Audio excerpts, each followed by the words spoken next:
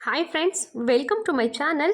ಆಸೆ ಧಾರಾವಾಹಿಯಲ್ಲಿ ಇಂದಿನ ಸಂಚಿಕೆಯಲ್ಲಿ ಏನೆಲ್ಲ ಆಗುತ್ತೆ ಅಂತ ಹೇಳಿ ಪೂರ್ತಿಯಾಗಿ ನೋಡ್ಕೊಂಡು ಬರೋಣ. ಅದಕ್ಕೂ ಮುಂಚೆ ಯಾರೆಲ್ಲ ನಮ್ಮ ಚಾನಲ್ಗೆ ಸಬ್ಸ್ಕ್ರೈಬ್ ಮಾಡದೆ ನೋಡ್ತಾ ಇದ್ದೀರಾ, ದಯವಿಟ್ಟು ಸಬ್ಸ್ಕ್ರೈಬ್ ಮಾಡಿಕೊಂಡು ವಿಡಿಯೋ ಇಷ್ಟ ಆಯಿತು ಅಂದರೆ ಪ್ಲೀಸ್ ಒಂದು ಲೈಕ್ ಮಾಡಿ.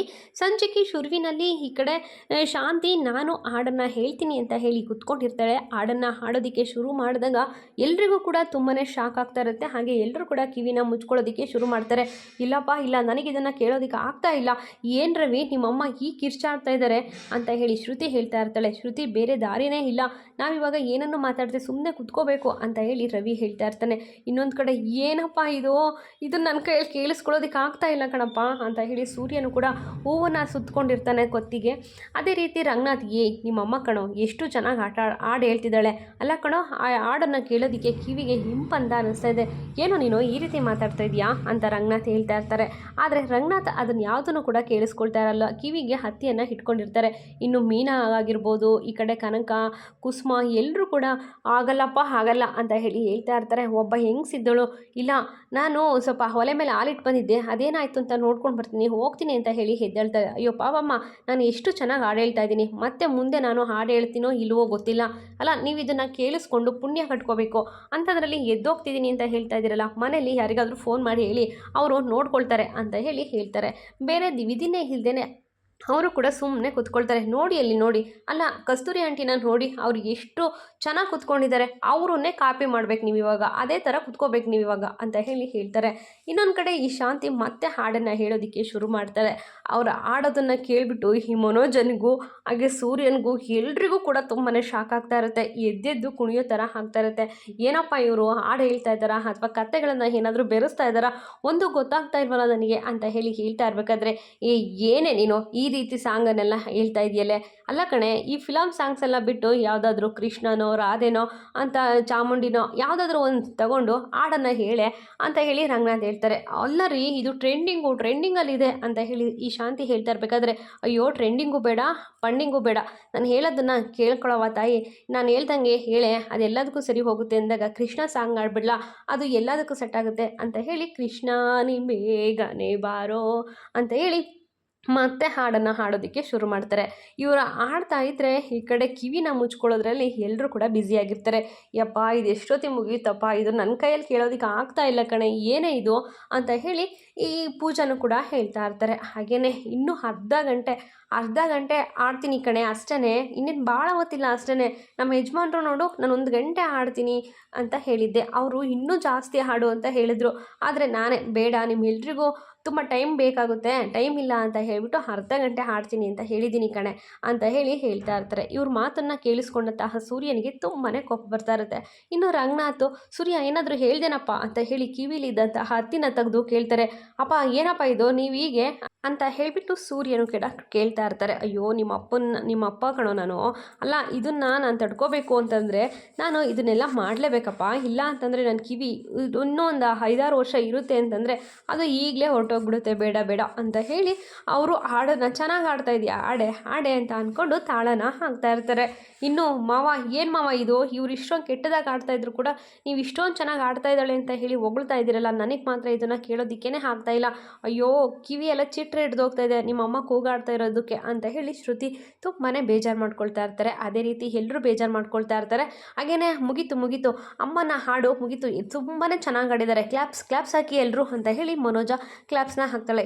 ಎದ್ದೇಳೋ ಸೂರ್ಯ ಅಂತ ಹೇಳಿ ಎಬ್ಬಿಸ್ಬಿಟ್ಟು ಅಲ್ಲಿಗೆ ಶಾಂತಿ ಕೂತ್ಕೊಳ್ತಾರೆ. ನೋಡ್ರಿ, ಈ ಮನೆಯಲ್ಲಿ ನನಗಿನ್ನ ಚೆನ್ನಾಗಿ ಆಡೋರು ಯಾರಿದ್ದಾರೆ, ಹಂಸಲೇಖ ಹಾಗೆ ಜಾನಕಿನ ಮೀರ್ಸೋಳು ನಾನು ಅಲ್ಲ, ನನ್ನನ್ನು ಮೀರ್ಸೋರು ಯಾರಿದ್ದಾರೆ, ರೋಹಿಣಿ ನೀನು ಆಡ್ತೀಯ ಅಂದಾಗ, ಅಯ್ಯೋ ಇಲ್ಲ ಅತ್ತೆ ನನಗೆ ಬರೋದಿಲ್ಲ ಅಂತಾರೆ. ಇನ್ನು ಶ್ರುತಿ ನೀನು ಆಡ್ತೀಯ ಅಂದ, ನನ್ನ ಹೆಸರು ಮಾತ್ರ ಶ್ರುತಿ, ಆಡೋದ್ರಲ್ಲಿ ಶ್ರುತಿ ಇಟ್ಕೊಳ್ಳೋದಕ್ಕೆಲ್ಲ ನನಗೆ ಆಗೋದಿಲ್ಲ ಅಂತ ಹೇಳಿ ಈ ಶ್ರುತಿನೂ ಕೂಡ ಹೇಳ್ತಾರೆ. ಇನ್ನು ಯಾರಿದ್ದಾರೆ ಆಡೋದಕ್ಕೆ ಅಂದಾಗ, ಮೀನಾ ಹಾಡ್ತಾಳೆ, ಮೀನಾ ತುಂಬ ಚೆನ್ನಾಗಿ ಹಾಡ್ತಾಳೆ ಅಂತ ಹೇಳಿ ಸೂರ್ಯನು ಕೂಡ ಹೇಳ್ತಾನೆ. ಅದೇ ರೀತಿ ಮೀನನು ಕೂಡ ಆ ಒಂದು ಜಾಗಕ್ಕೆ ಬಂದು ಅವ್ರ ಅಮ್ಮನ ಮುಖನ ನೋಡಿದಾಗ, ಆಡು ಮಗಳೇ ತುಂಬ ಚೆನ್ನಾಗಿ ಹಾಡ್ತೀಯ ಹಾಡು ಅಂತ ಹೇಳಿ ಅವರಮ್ಮನೂ ಕೂಡ ಸಿಗ್ನಲ್ ಕೊಡ್ತಾರೆ. ಅದೇ ರೀತಿ ತಂಗಿನೂ ಕೂಡ, ಲಕ್ಷ್ಮೀ ಬಾರಮ್ಮ ಬಾರಮ್ಮ ಬಡವರ ಮನೆಗೆ ದಯಮಾಡಿ ಬಾರಮ್ಮ ಲಕ್ಷ್ಮಿ ಅಂತ ಹೇಳ್ಕೊಂಡು ಈ ಮೀನಾ ಹಾಡನ್ನು ಹೇಳೋದಕ್ಕೆ ಶುರು ಮಾಡ್ತಾ ಇದ್ದರೆ ಇನ್ನೊಂದು ಕಡೆ ಸೂರ್ಯನಿಗೆ ಆ ಹಾಡನ್ನು ಕೇಳಿ ತುಂಬಾ ಖುಷಿ ಆಗ್ತಾ ಇರುತ್ತೆ. ಸೂರ್ಯ ಅಂತೂ ತುಂಬಾ ಖುಷಿಯಾಗಿ ಕುಣಿದಾಡ್ತಾ ಇದ್ದರೆ ಎಲ್ಲರ ಮನಸ್ಸಲ್ಲೂ ಕೂಡ ಈಗ ಒಂದು ಉತ್ಸಾಹ ಕಾಣಿಸೋದಕ್ಕೆ ಶುರುವಾಗುತ್ತೆ. ಮೀನಾ ಯಾವಾಗ ಹಾಡೋದಕ್ಕೆ ಶುರು ಮಾಡ್ತಾಳೋ ಆಗ ಎಲ್ಲರ ಮುಖದಲ್ಲೂ ಸಹ ನಗು ಹರಳ್ತಾ ಇರುತ್ತೆ. ಅದನ್ನು ನೋಡಿದಂತಹ ಮೀನನ್ಗೂ ಕೂಡ ತುಂಬಾ ಖುಷಿ ಆಗುತ್ತೆ. ಇನ್ನು ಶಾಂತಿ ಹಾಡಬೇಕಾದ್ರೆ ನಾಯಿಗಳು ಬಂದು ಬಗಳ್ತಾ ಇರ್ತವೆ, ಅಕ್ಕಪಕ್ಕದವರು ಕೂಡ ಬಂದು ಬೈತಾ ಇರ್ತಾರೆ. ಏನಿದು ಈ ರೀತಿ ಹಾಡ್ತಾ ಇದ್ದಾರಲ್ಲ ಅಂತ ಹೇಳಿ ಎಲ್ಲರೂ ಬೈತಾ ಇರಬೇಕಾದ್ರೆ ಮೀನನ ಹಾಡನ್ನು ಕೇಳಿ ಎಲ್ಲರೂ ಕೂಡ ತಲೆದೂಗೋದಕ್ಕೆ ಶುರು ಮಾಡ್ತಾರೆ. ಆಗ ಈ ಮೀನನ ಹಾಡು ಕೂಡ ಮುಗಿಯುತ್ತೆ. ಎಲ್ರಿಗೂ ಕೂಡ ಕಜ್ಜಾಯನ ಕೊಡಬೇಕು ಅಂತ ಹೇಳಿ ಮೀನಾ ಸೂರ್ಯ ಇಬ್ಬರು ಎದ್ದು ನಿಂತ್ಕೊಂಡಾಗ ಇಲ್ಲಿ ನನ್ನ ಫೋನ್ ಎಲ್ಲಿ ಅಂತ ಹೇಳಿ ಫೋನನ್ನು ಹುಡುಕ್ತಾರೆ. ಆಲ್ರೆಡಿ ಫೋನನ್ನು ಈ ಪೂಜಾ ತಗೊಂಡು ಇಟ್ಕೊಂಡಿರ್ತಾಳೆ. ಅಯ್ಯೋ ಫೋನ್ ನನ್ನ ಹತ್ರ ಇದೆ, ನೀವೇನೋ ಕೆಲಸ ಮಾಡ್ತಾ ಇದ್ದೀರಲ್ಲ, ಮಾಡಿ ಇಟ್ಕೊಂಡಿರ್ತೀನಿ ಅಂತ ಹೇಳಿ ಹೇಳ್ತಾ ಇರಬೇಕಾದ್ರೆ ನಮ್ಮ ಹತ್ರನೂ ಜೋಬಿದೆ, ಕೊಡಿ ನಾವು ಇಟ್ಕೊಳ್ತೀವಿ ಅಂತ ಹೇಳಿಬಿಟ್ಟು ಸೂರ್ಯ ಆ ಫೋನನ್ನು ತಗೊಂಡು ಮತ್ತೆ ಜೇಬಲ್ಲಿ ಇಟ್ಕೊಳ್ತಾನೆ. ಮತ್ತು ಇದೇ ರೀತಿ ಎಲ್ರಿಗೂ ಸಹ ಕಜ್ಜಾಯವನ್ನು ಕೊಟ್ಟು ಎಲ್ಲರನ್ನು ಸಹ ಅವ್ರವ್ರ ಮನೆಗೆ ಕಳಿಸ್ತಾರೆ. ಇನ್ನು ಮೀನಾ ತುಂಬಾ ಸುಸ್ತಾಗಿದ್ದಾಳೆ ಅಂತ ಹೇಳಿಬಿಟ್ಟು ಸೂರ್ಯ ಬಂದುಬಿಟ್ಟು ಮೀನಾ ಕಾಲನ್ನು ಹಿಡ್ಕೊಂಡು ಓದುತ್ತಾ ಇರ್ತಾರೆ. ಮೀನನಿಗೆ ಭಯ ಆಗುತ್ತೆ, ಎಲ್ಲಿ ಅತ್ತೆ ನೋಡ್ತಾರೋ, ಅತ್ತೆ ನೋಡಿ ಮತ್ತೆ ಎಲ್ಲಿ ಬೈತಾರೋ ಅಂತ ಹೇಳಿ ಆ ಕಡೆ ಈ ಕಡೆ ನೋಡಿರಿ, ಸಾಕು ಬಿಡ್ರಿ, ಯಾರಾದರೂ ನೋಡ್ರೆ ಸುಮ್ಮನೆ ತೊಂದರೆ, ಏನು ಬೇಡ ಬಿಡಿ ಅಂತ ಹೇಳಿ ಹೇಳ್ತಾ ಇರಬೇಕಾದ್ರೆ ನನ್ನ ಹೆಂಡತಿ ಕಾಲನ್ನು ನಾನು ಓದುತ್ತಾ ಇದ್ದೀನಿ, ಯಾಕೆ ಎದುರಬೇಕು, ನಾನು ಯಾವನಿಗೂ ಎದುರಲ್ಲ ಯಾವಳಿಗೂ ಎದುರಲ್ಲ ಅಂತ ಹೇಳಿ ಹೇಳ್ತಾ ಇರ್ತಾರೆ. ರೀ ನೀವು ಎಷ್ಟು ಒಳ್ಳೆಯವರು, ಮಾತು ಮಾತ್ರ ಹೊರಟು ಮನ್ಸು ಮಾತ್ರ ಬೆಣ್ಣೆ ಥರ ಅಲ್ವೇನ್ರಿ ನಿಮ್ಮದು ಅಂತ ಹೇಳಿ ಹೊಗಳ್ತಾ ಇರ್ತಾರೆ. ಸಾಕು ಹೊಗಳೋದೆಲ್ಲ ಏನು ಬೇಡ, ಅದು ಅಂತ ಹೇಳಿ ಹತ್ರ ಹೋಗ್ತಾ ಇರಬೇಕಾದ್ರೆ ರೀ ಇವತ್ತು ವ್ರತದಲ್ಲಿದ್ದೀವಿ, ನೀವು ನನ್ನನ್ನು ಟಚ್ಚು ಕೂಡ ಮಾಡೋವಾಗಿಲ್ಲ, ಸುಮ್ಮನೆ ಬಿತ್ಕೊಳ್ಳಯ್ಯೋ ಅಂತ ಹೇಳಿ ಈ ಮೀನಾ ಬೈಯೋದಕ್ಕೆ ಶುರು ಮಾಡ್ತಾಳೆ. ಏನು ಹೇಳ್ತಾ ಇದೀಯ ಅಂದಾಗ ಬಿತ್ಕೊಳ್ಳಯ್ಯೋ ಸಾಕು ಅಂತ ಹೇಳಿ ಮತ್ತೆ ಹೇಳ್ತಾಳೆ. ಆಗ ಸರಿ ಬಿಡು ಆಯಿತು ಮಲ್ಕೊಳ್ತೀನಿ ಸರಿ ಆ ಕಡೆ ಅಂತ ಹೇಳಿಬಿಟ್ಟು ಮೀನಾ ಒಂದು ಕಡೆ ಮತ್ತು ಸೂರ್ಯ ಒಂದು ಕಡೆ ರಗ್ಗನ್ನು ಹೊತ್ಕೊಂಡು ಮಲ್ಕೊಳ್ತಾರೆ. ಕಣ್ಣು ಬಿಟ್ಕೊಂಡ್ರೆ ತಾನೆ ನಿನ್ನನ್ನು ನೋಡೋದು, ನಾನು ಕಣ್ಣನ್ನು ಸಹ ಬಿಟ್ಕೊಳ್ಳೋದಿಲ್ಲ, ಕಣ್ಣನ್ನು ಮುಚ್ಕೊಂಡೆ ನಾನು ಮಲ್ಕೊಂಡ್ಬಿಡ್ತೀನಿ ಅಂತ ಹೇಳಿ ಸೂರ್ಯ ಮತ್ತು ಮೀನಾ ಇಬ್ಬರು ಕೂಡ ಮಲ್ಕೊಂಡಿರ್ತಾರೆ. ನೆಕ್ಸ್ಟ್ ಡೇ ಮತ್ತೆ ಪೂಜೆನ ಶುರು ಮಾಡ್ಕೊಳ್ತಾರೆ.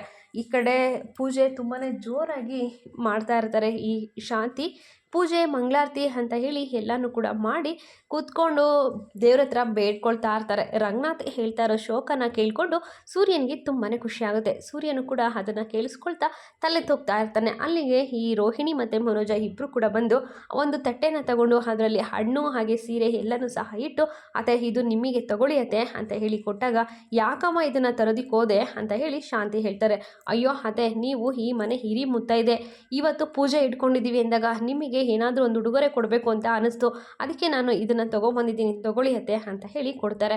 ಇನ್ನೊಂದು ಕಡೆ ಅಯ್ಯೋ ನನಗೆ ಮದುವೆಗೂ ಮುಂಚೆ ಈ ಥರ ನಮ್ಮ ಅಪ್ಪ ನನಗೆ ಕೊಡಿಸ್ತಾ ಇದ್ರು, ಈಗ ನೀನು ಕೊಡಿಸ್ತಾ ಇದೆಯಮ್ಮ ನನಗೆ ಅಂತ ಶಾಂತಿ ಹೇಳ್ತಾ ಇರಬೇಕಾದ್ರೆ ಸೂರ್ಯನಿಗೆ ತುಂಬಾ ಕೋಪ ಬರ್ತಾ ಇರುತ್ತೆ.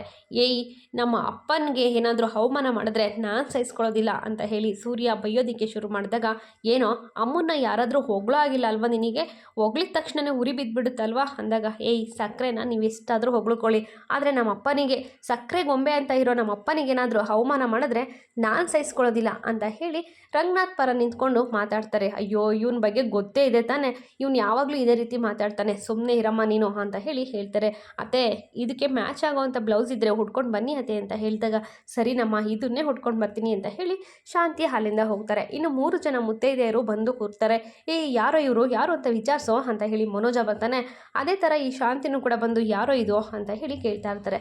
ಇನ್ನು ಸೀರೆನ ಉಡ್ಕೊಂಡು ಬಂದ ತಕ್ಷಣವೇ ಅಯ್ಯೋ ಅತ್ತೆ ಎಷ್ಟು ಚೆನ್ನಾಗಿ ಕಾಣಿಸ್ತಾ ಇದ್ದೀರಾ ಗೊತ್ತಾ, ತುಂಬ ಅಂದರೆ ತುಂಬ ಚೆನ್ನಾಗಿ ಕಾಣಿಸ್ತಾ ಇದ್ದೀರಾ ಅಂತ ರೋಹಿಣಿ ಹೊಗಳ್ತಾ ಇದ್ದರೆ ಈ ಮನೋಜನು ಕೂಡ ಹಟ್ಟಕ್ಕೆ ಏರಿಸ್ತಾ ಇರ್ತಾರೆ. ಅಂಗಡಿಲಿ ಈ ಸೀರೆ ಅಷ್ಟಕ್ಕಷ್ಟೇ ಅಂತ ಅನ್ನಿಸ್ತಾ ಇತ್ತು, ಈಗ ಎಷ್ಟು ಚೆನ್ನಾಗಿ ಕಾಣಿಸ್ತಾ ಇದೆಯಮ್ಮ, ಸೂಪರಾಗಿ ಕಾಣಿಸ್ತಾ ಇದೆ ಸೀರೆ ನಿನಗೆ ಅಂತ ಹೇಳಿ ಹೇಳ್ತಾ ಇರ್ತಾರೆ. ಹೊಸ ಸೀರೆ ಉಡ್ಕೊಂಡಿದ್ದೀನಿ ಅಂತ ಹೇಳಿ ಖುಷಿ ಪಡೋದಕ್ಕೆ ಇವಳೆಲ್ಲಮ್ಮ ಬಿಡ್ತಾಳೆ, ಇವ್ರನ್ನ ಕರ್ಕೊಂಬಂದು ನೋಡಿ ಹೇಗೆಲ್ಲ ಕೂರಿಸಿದಾಳೆ ಅಂತ ಹೇಳಿ ಬೈಯೋದಕ್ಕೆ ಶುರು ಮಾಡ್ತಾರೆ. ಇನ್ನು ಮೀನಾ ಈ ಗೊಂಬೆ ತುಂಬ ಚೆನ್ನಾಗಿದೆಯಬ್ಬಾ, ಇದನ್ನೆಲ್ಲಿಂದ ತಂದೆ ಅಂತ ಹೇಳಿ ಒಬ್ಬರು ಮುಟ್ಟೋದಕ್ಕೆ ಅಂತ ಹೋದಾಗ ಹಾಗೆಲ್ಲ ಮುಟ್ಟಬಾರ್ದು ಅಂತ ಹೇಳಿ ಈ ಶಾಂತಿ ತಡಿತಾ ಇರ್ತಾಳೆ. ಹಾಗೆ ಮುಟ್ಟಿದ್ರೆ ಏನಾಗುತ್ತೆ ಅಂತ ಹೇಳಿ ಕೇಳಿದಾಗ ಚೆಂಡಿ ಹೂವು ಮಲ್ಲಿಗೆ ಹೂವಿನ ವಾಸನೆ ಬರೋದಕ್ಕೆ ಶುರುವಾಗುತ್ತೆ ಅಂತ ಹೇಳಿ ಬೈತಾ ಇರ್ತಾರೆ. ಆಗ ರಂಗನಾಥ್ ಮತ್ಕೆಟ್ಟವಳೆ ಏನೇ ಆಗಿದೆ, ಮನೆಯಲ್ಲಿ ಪೂಜೆ ಇಟ್ಕೊಂಡಿದ್ದೀವಿ, ನಾವೇ ಇದ್ದಾಗ ಹೇಗೆ ಮಾತಾಡಿದ್ರು ನಡೆಯುತ್ತೆ, ನೀನು ಒಳ್ಳೆ ದೇವ್ರ ಥರ ಕುಣಿತಿಯಲ್ಲೇ, ದೇವ್ರ ಥರ ಕುಣಿಯೋದನ್ನ ಬಿಟ್ಟು ಎಲ್ಲರನ್ನೂ ಬಂದವ್ರನ್ನ ಚೆನ್ನಾಗಿ ಮಾತಾಡಿಸಿ ಕಳ್ಸೋದನ್ನ ಕಲ್ತ್ಕೊಳ್ಳೆ ಅಂತ ಹೇಳಿ ರಂಗನಾಥ್ ಬೈತಾರೆ.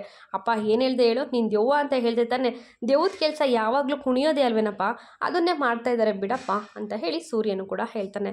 ಇಲ್ಲಿಗೆ ಈ ಒಂದು ಸಂಚಿಕೆ ಮುಕ್ತಾಯವಾಗುತ್ತದೆ ಸ್ನೇಹಿತರೆ. ಮುಂದಿನ ಸಂಚಿಕೆಯಲ್ಲಿ ಏನಾಗುತ್ತೆ ಅನ್ನೋದನ್ನು ತಪ್ಪದೇ ವೀಕ್ಷಿಸೋಣ. ಅಲ್ಲಿವರೆಗೂ take care and bye. Thank you for watching.